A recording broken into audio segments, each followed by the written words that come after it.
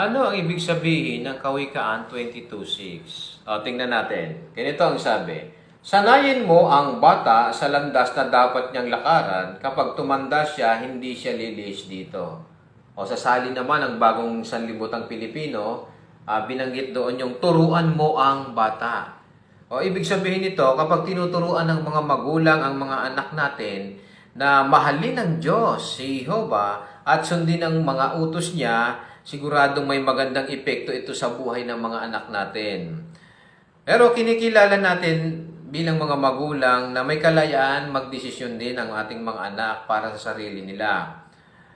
Kaya imbis na basta sabihin sa mga anak nila kung ano ang gagawin, ipinaliliwanag nila kung bakit iyon ang magandang gawin.